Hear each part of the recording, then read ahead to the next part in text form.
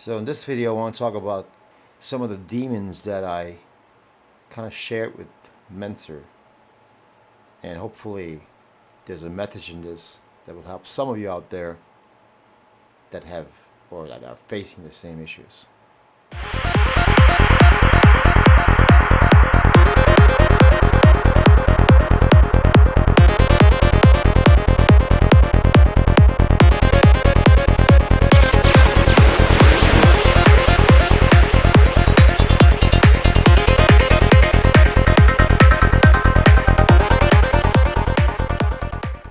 I think I want to talk about something that's been on my mind for a while, and you know, it really, I think it's a problem in bodybuilding.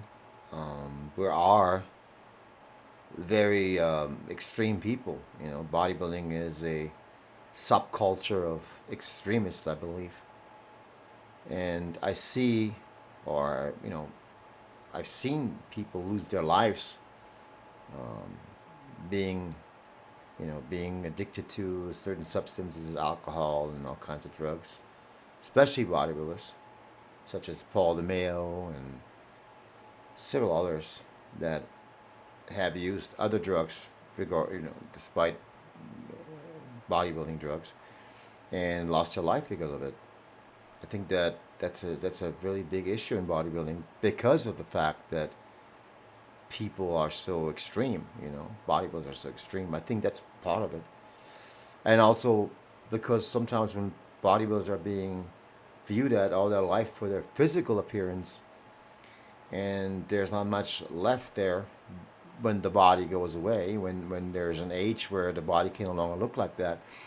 I think some of them lose their identity and end up using drugs to maybe compensate for certain things like that, or you know, I believe drugs are kind of like a band-aid, for feeling horribly bad about something. I think that some people think it's a gateway to some other dimension of thinking and creative ability, such in my case. Yes, I have used them, and they almost ended my life. If it would have been for friends and family, I would have been probably dead. One of the reasons why you guys haven't heard anything from me in the past few years is because there was a time that I used drugs, which, maybe become homeless, lose everything, lose all my friends. And I recovered from that time. I came out of it again because of my family, because of my strong willpower, and I I literally, yeah, almost lost my life, man. I lost my existence, everything. So, yes, also Menser had the same issue. Mensa was addicted to certain drugs that kept him going, that kept him writing, that kept him being creative in his mind. And I share the same problem. I share the same problem. I've been sober for a long time now, and I don't drink, I don't do any drugs. I'm high on life. I'm high on creating things. I'm high on this YouTube channel. I'm high on you guys watching it. High on working out. Those are the things, that clarity that I have now in my life that I never had before. In those years before I was homeless, in those years before that, I literally was a functional alcoholic. And alcohol, let me tell you something, alcohol is probably the most evil drug there is in the world. As a matter of fact, alcohol is probably one of the only drugs, one of the few drugs, and I call it a drug because that's what it is. One of the few drugs that will kill you if you withdraw from it. Kill you. Remember that. This is no joke. Just because it's legal doesn't mean it's not bad for you.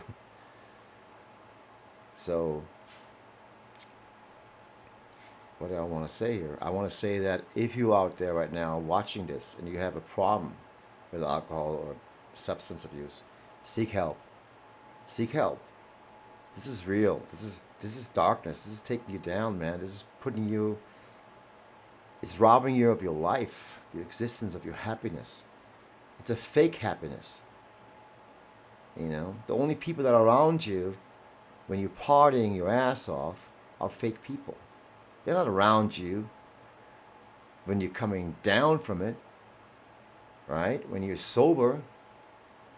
Reality exists, whether we like it or not.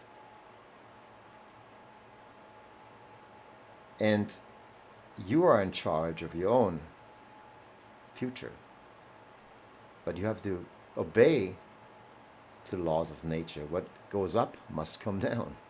Remember that. I'd learned that the hard way, trust me.